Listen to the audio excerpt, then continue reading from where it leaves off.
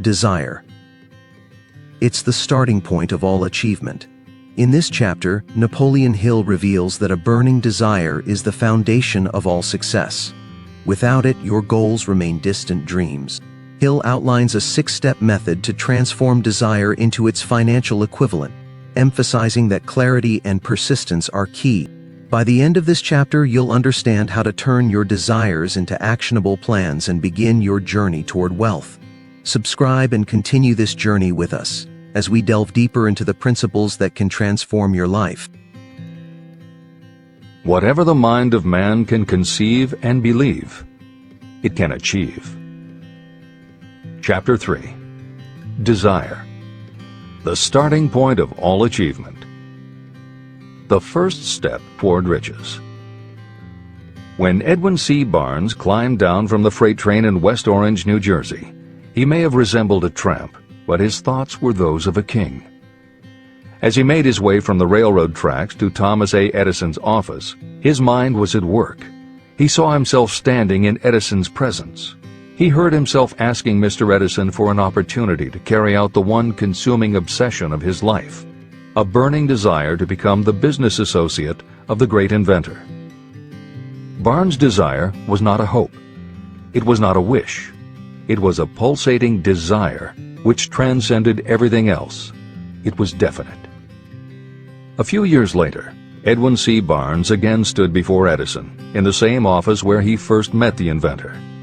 This time, his desire had been translated into reality. He was in business with Edison. The dominating dream of his life had become a reality. Barnes succeeded because he chose a definite goal, placed all his energy, all his willpower, all his effort. He put everything he had into achieving that goal. 5 years passed before the chance he had been seeking made its appearance. To everyone except himself, he appeared to be just another cog in the Edison business wheel. But in Edwin Barnes' own mind, he was the partner of Edison every minute from the very day that he first went to work there. It is a remarkable illustration of the power of a definite desire. Barnes won his goal because he wanted to be a business associate of Mr. Edison's more than he wanted anything else. He created a plan by which to attain that purpose, and he burned all bridges behind him. He stood by his desire until it became the dominating obsession of his life, and finally, a fact. When he went to West Orange, he did not say to himself, "I will try to induce Edison to give me a job of some sort."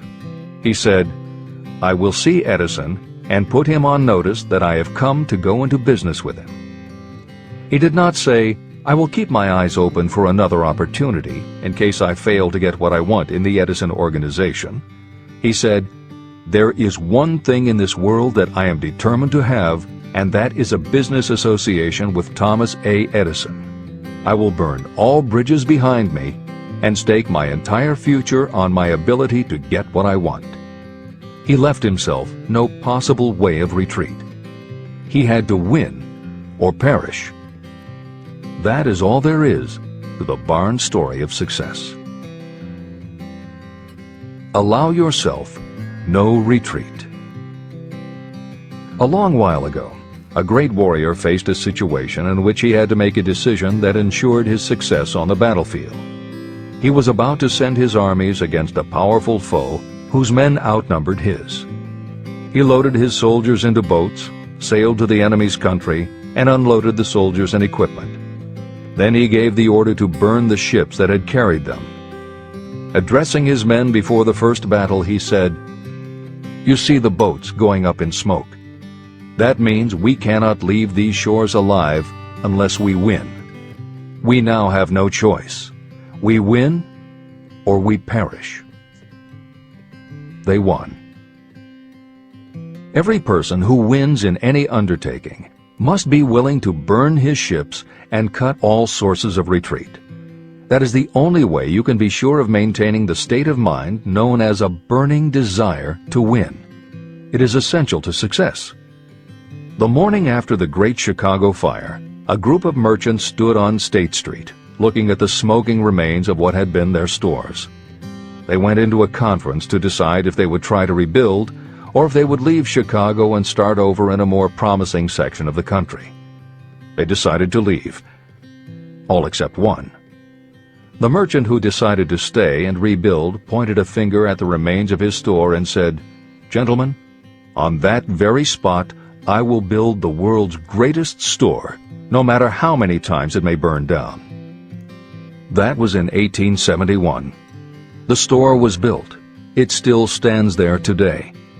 The Marshall Field's department store is a towering monument to the power of that state of mind known as a burning desire. The easy thing would have been for Marshall Field to do exactly what his fellow merchants did. When the going was hard and the future looked dismal, they pulled up and went where the going seemed easier. Mark well this difference between Marshall Field and the other merchants. It is that difference which distinguishes those who succeed from those who fail.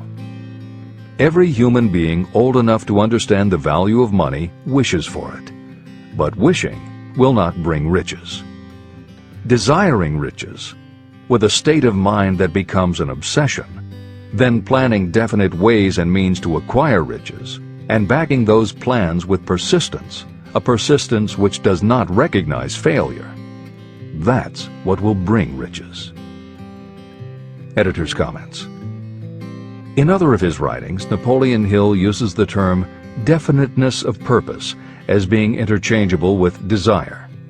The following explanation is adapted from the Napoleon Hill Foundation's book, Believe and Achieve. Desire, or definiteness of purpose, is more than goal setting. In simplest terms, your desire is your roadmap to achieving an overall career objective.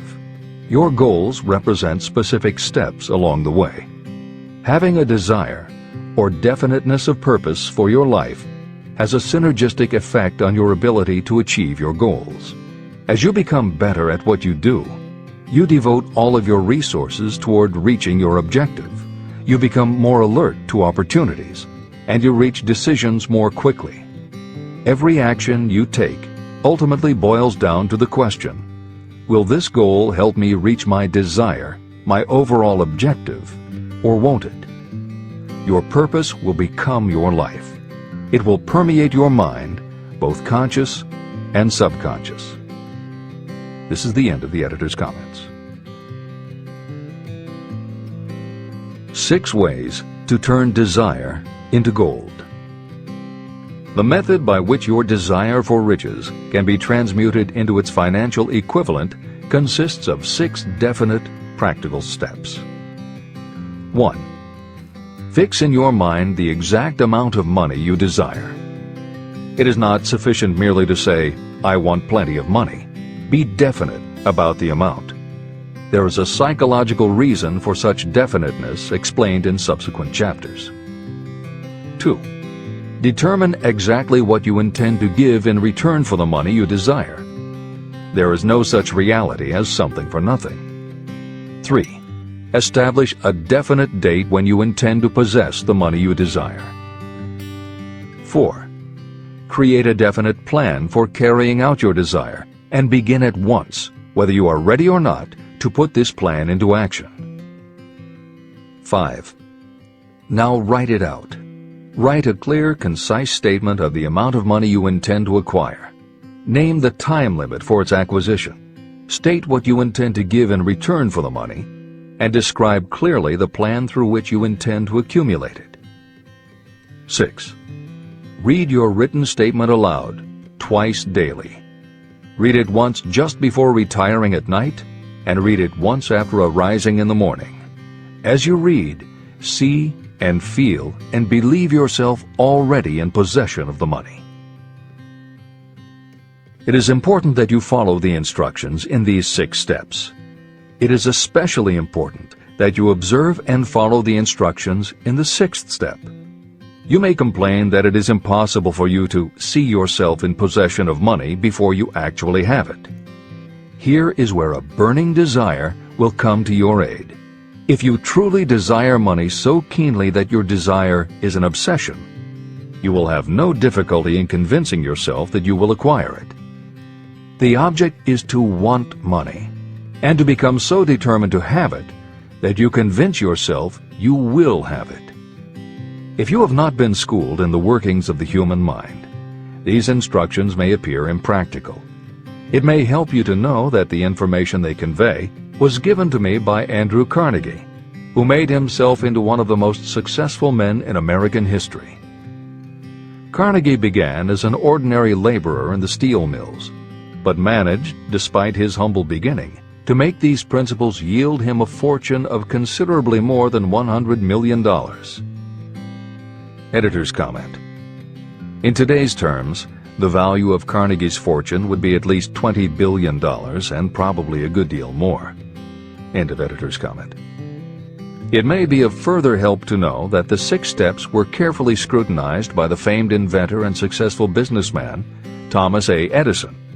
He gave his stamp of approval, saying they are not only the steps essential for the accumulation of money, but also for the attainment of any goal.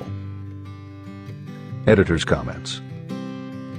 In the time since Napoleon Hill wrote these words, advances in our understanding of both the physiology of the brain and the psychology of the mind have yielded a much greater understanding of human motivation. Even so, the methods used by modern motivational experts are essentially the same techniques advised by Hill. Research studies confirm that there is sound psychological basis for doing as Hill advises. Be very specific when setting goals. Perform the physical act of committing those goals to paper, and repeat your stated goal aloud to yourself often. These techniques have gained wide acceptance among modern experts in the field.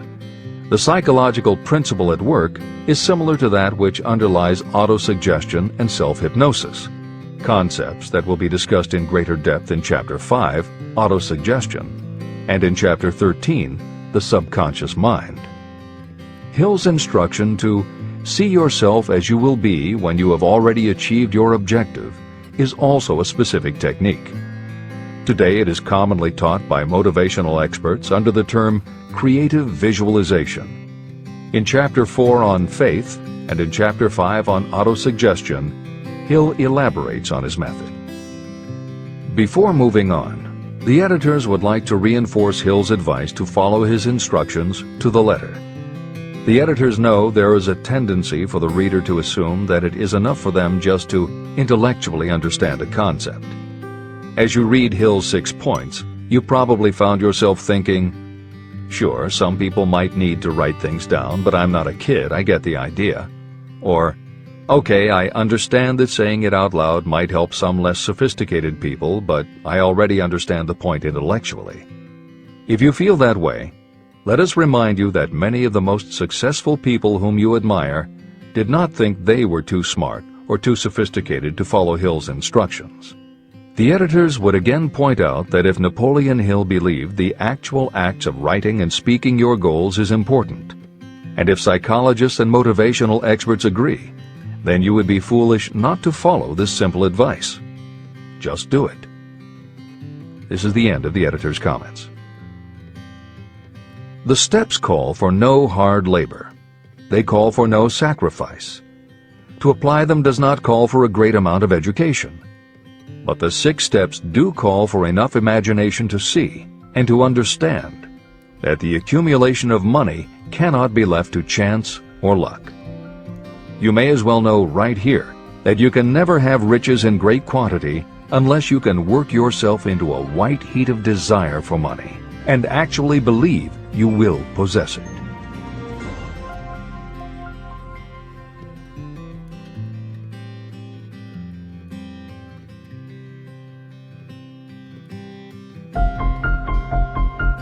The power of great dreams. If you are in this race for riches, you should be encouraged by the following truth. The world in which we live is demanding new ideas, new ways of doing things, new leaders, new inventions, and new methods, styles, versions, and variations of everything all the time. Behind all this demand for new and better things, there is one quality that you must possess to win, and that is definiteness of purpose, the knowledge of what you want, and a burning desire to possess it. If you truly desire riches, remember that the real leaders of the world have always been people who harnessed and put into practical use the intangible, unseen forces of opportunity. Leaders are the people who convert those opportunities into cities, skyscrapers, factories, transportation, entertainment, and every form of convenience that makes things easier, faster, better, or just make life more pleasant. In planning to acquire your share of the riches, don't let anyone put you down for being a dreamer. To win the big stakes in this changing world, you must catch the spirit of the great pioneers, whose dreams have given to civilization all that it has of value. It is that spirit which serves as the lifeblood of our own country, your opportunity and mine to develop and market our talents. A burning desire to be and to do is the starting point from which the dreamer must take off. Dreams are not born of indifference, laziness, or lack of ambition. If the thing you wish to do is right and you believe in it, go ahead and do it. Never mind what they say if you meet with temporary defeat. They do not know that every failure brings with it the seed of an equivalent success.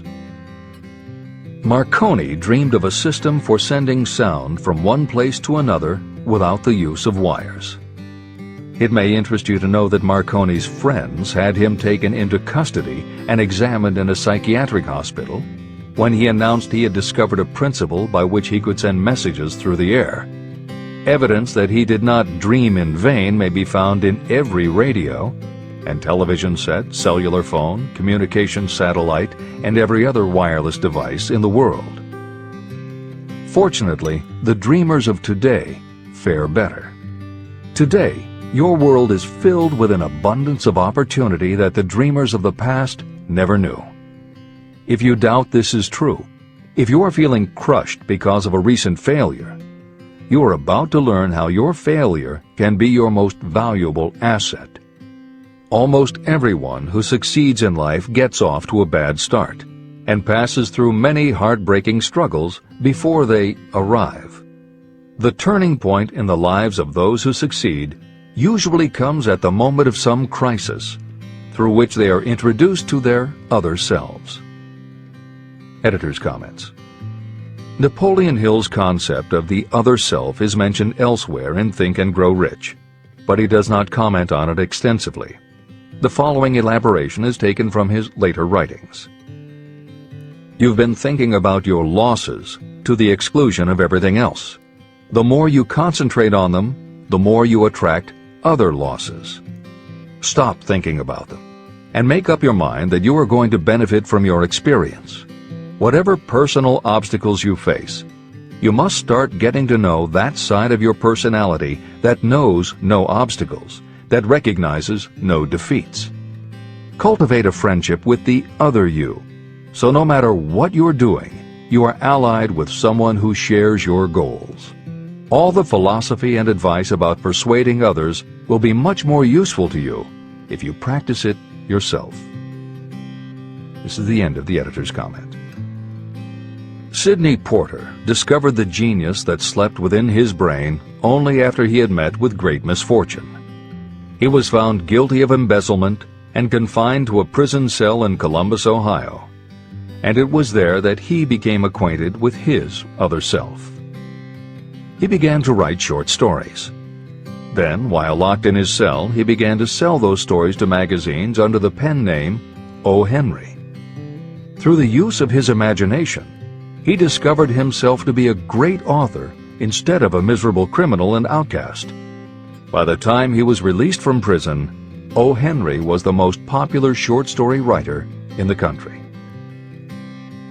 Editor's comments. More recently, in another prison, another kind of writer met his other self, and country music gained one of its most talented songwriters and biggest stars. As a kid, Merle Haggard's family home was a converted boxcar in Bakersfield, California. After his father died when Merle was 9, more often than not, home for young Merle was a series of juvenile detention centers. At 16, he quit school, and for the next 4 years the only mark Merle Haggard made in the world was a rap sheet for stolen cars, burglaries, and bogus checks. By the age of 20, he was serving time in San Quentin and gaining a reputation as a hard-case con. Then he met his other self. Inspired by a concert Johnny Cash played for the inmates, plus conversations with men on death row and the time he spent in solitary confinement, Haggard learned that he had another self, and that self had something to say through his music. When he got out of solitary, Haggard asked for the hardest job the prison had to offer. He enrolled in night school courses at the prison, straightened himself out, and won his parole after 2.5 years. He went back to Bakersfield and dug ditches during the day so he could polish his songwriting and performing at night. Within 3 years, he had a recording contract.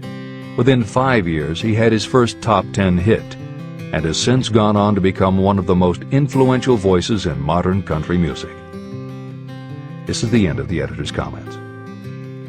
Thomas Edison dreamed of a lamp that could be operated by electricity, and he began where he stood to put his dream into action. He failed more than 10,000 times. Despite his failures, he stood by that dream until finally he was driven to the discovery of the genius that slept within his brain. Editor's comments. Dean Kamen got to know his other self very early in life. While he was a teenager, Kamen started his own company, building and selling control systems for automated sound and light shows. He was still in high school when he got the contract to automate the Times Square New Year's Eve ball. Though he went on to attend university, he never bothered to graduate because he was too busy working on something he called auto syringe, the first wearable infusion pump for administering drug therapies. His invention was hailed as a medical landmark, as were many of his other breakthroughs, which include a revolutionary kidney dialysis machine, an insulin pump for diabetics, an improved stent used for heart patients, and more than 150 other devices he has patented.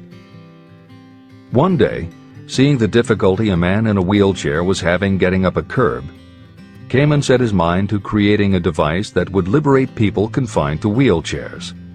The result is the iBot, a revolutionary wheel device that uses computers and a system of stabilizing gyroscopes that imitate the working of the human body.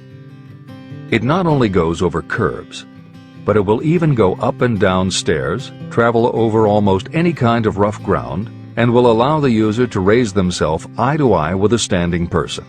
And it does it all without the user having to get out of the device or needing anyone's assistance. In 2001, Kamen hit the front pages when he introduced the Segway, a one-person people mover based on his iBot technology. It's a two-wheel scooter-like device that zips and zooms forward, backward, left, right, and comes to a stop without the rider doing anything more than barely shifting his or her body. It is so sensitive that it is almost as though it obeys the user's thoughts. The Segway may be a world-changing invention, with possible applications for work and travel that stagger the imagination.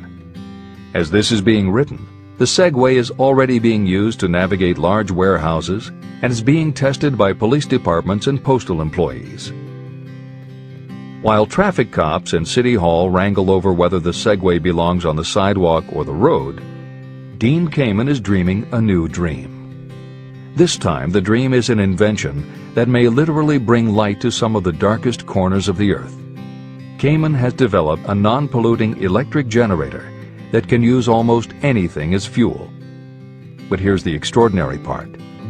He has created a revolutionary closed system so that the engine's heat is used to purify 10 gallons of drinkable water every hour. This amazing invention could bring safe drinking water to parts of the world where contaminated water kills millions, and at the same time, it will provide a source of cheap, reliable electric power. Dean Kamen is not some academic hidden in a lab somewhere. Kamen is an inventor. But like Thomas Edison, he is also an entrepreneur and businessman, creating and marketing devices that are changing the public perception of what an inventor is. This is the end of the editor's comments. Henry Ford, poor and uneducated, dreamed of a horseless carriage. He went to work with what tools he possessed without waiting for opportunity to favor him, and now evidence of his dream belts the entire earth. He put more wheels into operation than any man who ever lived, because he was not afraid to back his dreams. Editor's comments. Stephen Jobs and Steve Wozniak, two university dropouts, dreamed of making and selling computers that the average person could use. Like Ford, working with the tools they possessed, they built the first Apple computer in the Jobs family garage. And like Ford, they weren't afraid to back their dreams. After showing their prototype to a local retailer, they got an order for 25 machines. Jobs sold his Volkswagen, and Woz sold his expensive Hewlett-Packard scientific calculator to raise $1,300 to start their new company. They took the money, convinced the local electronic suppliers to grant them a line of credit, and started production of the Apple I. They revolutionized the computer hardware and software industry. Released in 1976 and priced at $666, the Apple I earned them $774,000. 2 years later, they introduced the Apple II, which in the next 3 years earned $140 million. In 1980, Apple went public, and after the first day of trading, the company had a market value of $1.2 billion.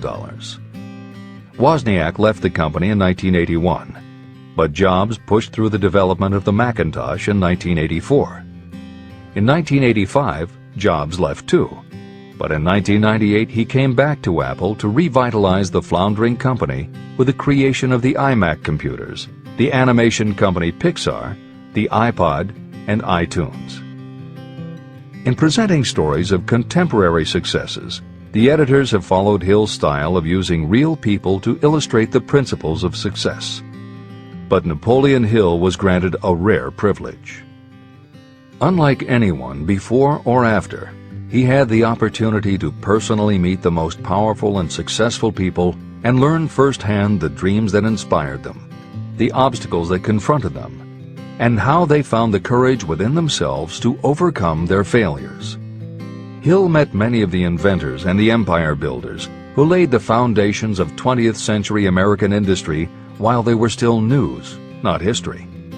Then for more than 25 years, he studied the habits and learned the secrets of the next generations who built on the foundations, forged new industries, devised new systems, and dreamed new dreams.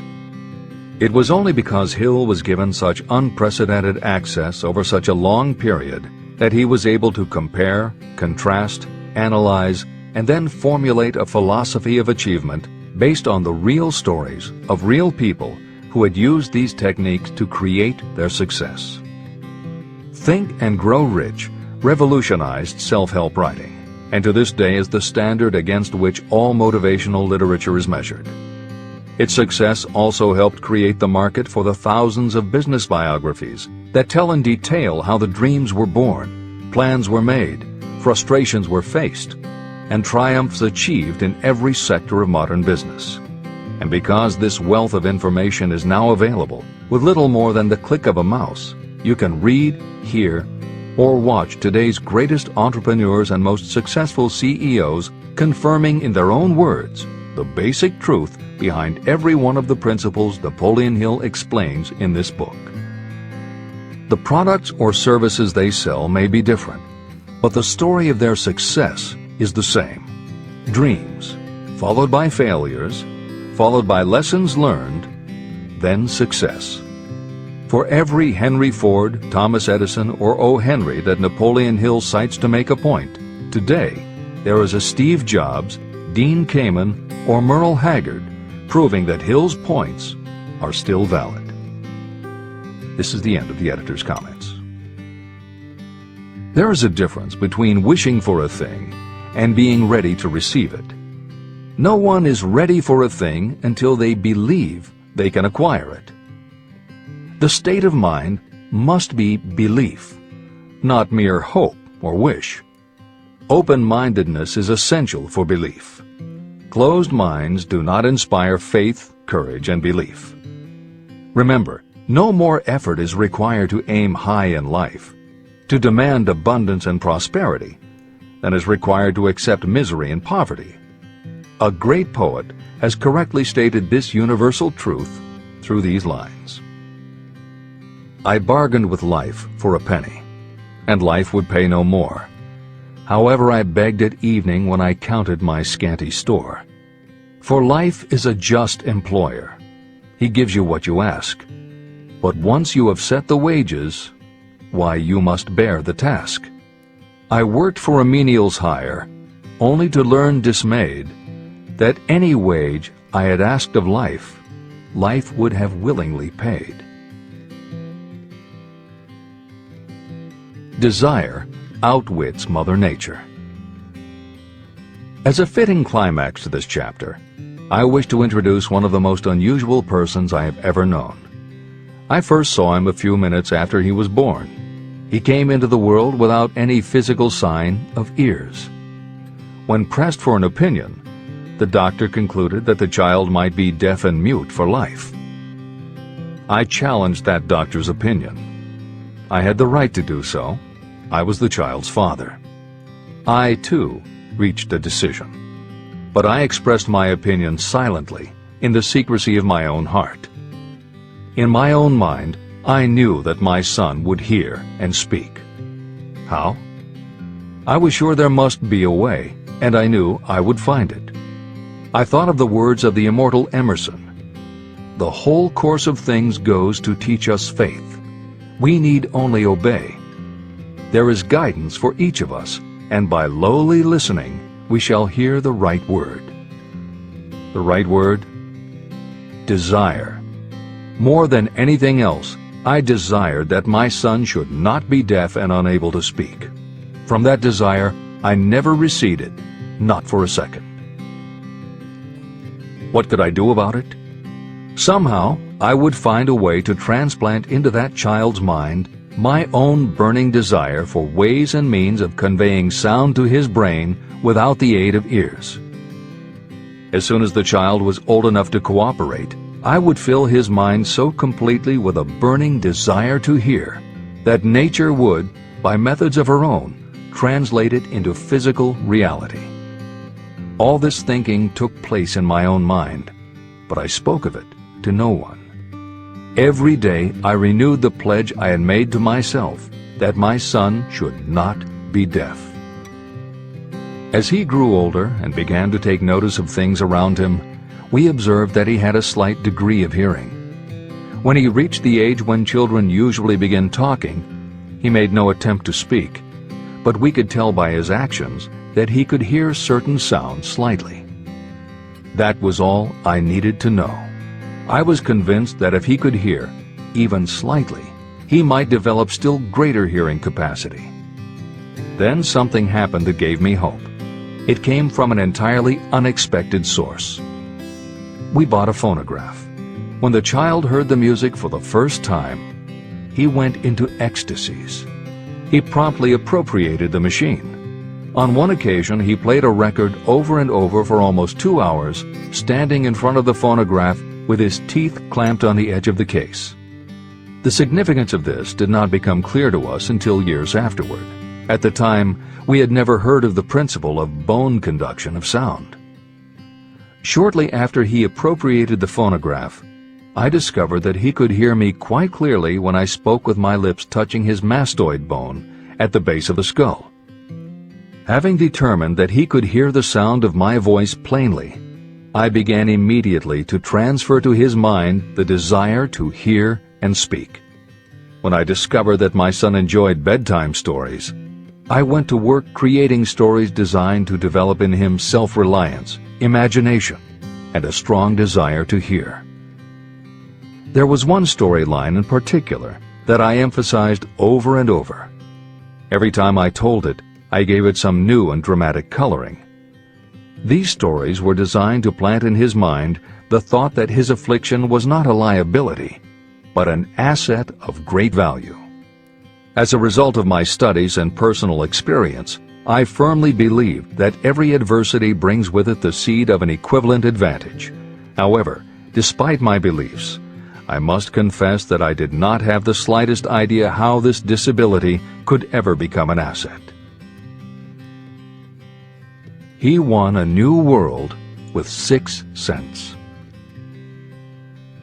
As I analyze the experience in retrospect, I can see now that my son's faith in me had much to do with the astounding results. He did not question anything I told him. I sold him on the idea that he had a distinct advantage over his older brother, and that this advantage would reflect itself in many ways. For example, the teachers in school would observe that he had no ears, and because of this they would show him special attention and treat him with extraordinary kindness. And they always did. I also sold him on the idea that when he became old enough to sell newspapers, his older brother had already become a newspaper merchant, he would have a big advantage over his brother. My reasoning was that people would pay him extra money for his wares because they could see that he was a bright, industrious boy, despite the fact that he had no ears. When he was about 7, he showed the first evidence that my method of stimulating his mind was bearing fruit. For several months he begged for the privilege of selling newspapers, but his mother would not give the project her consent. Finally, he took matters in his own hands. One afternoon, when he was left at home with the staff, he climbed through the kitchen window, shinnied to the ground, and set out on his own. He borrowed 6 cents in capital from the neighborhood shoemaker and invested it in papers, which he sold out. He took his earnings, reinvested in more newspapers, and kept repeating until late in the evening. After balancing his accounts and paying back the 6 cents he had borrowed from his banker, he had a net profit of 42 cents. When we got home that night, we found him in bed asleep with the money tightly clenched in his hand. His mother opened his hand, removed the coins, and cried. Of all things, to me it seemed she was crying over her son's first victory. My reaction was the reverse. I laughed, for I knew that my endeavor to plant in my son's mind an attitude of faith in himself had been successful. His mother saw in his first business venture a little deaf boy who had gone out in the streets and risked his life to earn money. I saw a brave, ambitious, self-reliant little businessman whose stock in himself had been increased 100%. He had gone into business on his own initiative and had won. I was not only pleased, I was impressed. He had clearly demonstrated the first signs of a resourcefulness that would go with him all through life. The little deaf boy went through grade school, high school, and college without being able to hear his teachers, except when they shouted loudly at close range. He did not go to a school for the deaf, and we did not use sign language. We were determined that he should live like any other boy who could hear and speak. We stood by that decision, although it cost us many heated debates with school officials. While he was in high school, he tried an electronic hearing aid, but it was of no value to him. During his last week in college, something happened that marked the most important turning point of his life. Through what seemed to be mere chance, he came into possession of another electronic hearing device, which was sent to him on trial. He was slow about testing it, due to his disappointment with a similar device. Finally, he picked it up carelessly, placed it on his head, and hooked up the battery. Suddenly, as if by magic, his lifelong desire for normal hearing became a reality.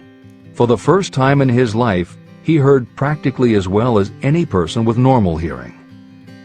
Overjoyed because of the changed world that had been brought to him, he rushed to the telephone, called his mother, and heard her voice perfectly. The next day, for the first time in his life, he plainly heard the voices of his professors in class.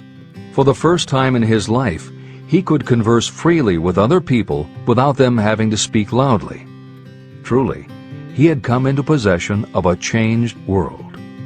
His desire was finally paying dividends. But the victory was not yet complete. He still had to find a definite and practical way to convert his disability into an equivalent asset. Thought that works miracles. Intoxicated with the joy of his newly discovered world of sound, he wrote a letter to the manufacturer of the hearing aid, enthusiastically describing his experience. Something in his letter prompted the company to invite him to New York. He was escorted through the factory, and while talking with the chief engineer, telling him about his changed world, a hunch, an idea, or an inspiration, call it what you wish, flashed into his mind. It was this impulse of thought that converted his disability into an asset destined to pay dividends in both money and happiness to thousands for all time to come. The sum and substance of that impulse was this. It occurred to him that he might be of help to the millions of people who go through life without the benefit of hearing devices, if he could find a way to tell them the story of his changed world. For an entire month, he carried out intensive research, during which he analyzed the entire marketing system of the manufacturer of the hearing device. Then he created a plan for reaching out to other hearing-impaired people all over the world, to share with them his newly discovered changed world. When this was done, he put in writing a 2-year plan based upon his findings. When he presented the plan to the company, he was instantly given a position for the purpose of carrying out his ambition. Little did he dream when he went to work that he was destined to bring hope and practical relief to thousands of people who, without his help, would have been limited forever by deafness. There's no doubt in my mind that Blair would have been deaf and unable to speak all his life if his mother and I had not managed to shape his mind as we did. When I planted in his mind the desire to hear and talk and live as other people, there went with that impulse some strange influence that caused nature to become bridge builder and span the gulf of silence between his brain and the outer world. Truly, a burning desire has devious ways of transmuting itself into its physical equivalent. Blair desired normal hearing. Now he has it. He was born with a condition that in those days might easily have sent a person with a less defined desire to the street with a bundle of pencils and a tin cup. The little white lie I planted in his mind when he was a child, by leading him to believe his impaired hearing would become a great asset, has justified itself. I am convinced it is a fact that there is nothing, right or wrong, that belief plus burning desire cannot make real. These qualities are free to everyone. Editor's comments. As Napoleon Hill was finishing this chapter on desire, it was reported that the famed opera singer Madame Schumann-Heink had died. A passage in her obituary struck Hill as being so appropriate to the subject of this chapter that he was moved to comment as follows. End of editor's comment. One short paragraph in the newspaper story about the famed opera singer Madame Schumann-Heink gives the clue to this unusual woman's stupendous success. I quote the paragraph because the clue it contains is none other than desire. Early in her career, Madame Schumann-Heink visited the director of the Vienna Court Opera to have him test her voice. But he did not test it. After taking one look at the awkward and poorly dressed girl, he exclaimed, none too gently, "With such a face, and with no personality at all, how can you ever expect to succeed in opera? My good child, give up the idea. Buy a sewing machine and go to work. You can never be a singer." Never is a long time. The director of the Vienna Court Opera may have known much about the technique of singing, but he knew little about the power of desire when it assumes the proportion of an obsession. If he had known more of that power, he would not have made the mistake of condemning genius without giving it an opportunity. Editor's comments. Although few readers of this edition will be familiar with Madame Schumann-Heink, every reader knows a half-dozen similar stories. It is true for every generation and every kind of music. At some time, even the biggest stars were failures. At some time, someone told them they weren't good enough. But every one of those times that they failed, their desire was bigger than their failure. That is why you know their stories. And it's also why you've never heard about the thousands of other performers who were also told they weren't good enough. The ones you've never heard of are the ones whose desire wasn't big enough. They are the ones who believed that failure was defeat. This is the end of the editor's comment. Several years ago, one of my business associates became ill. He became worse as time went on, and finally was taken to the hospital for an operation. The doctor warned me that there was little if any chance of my ever seeing him alive again. But that was the doctor's opinion. It was not the opinion of the patient.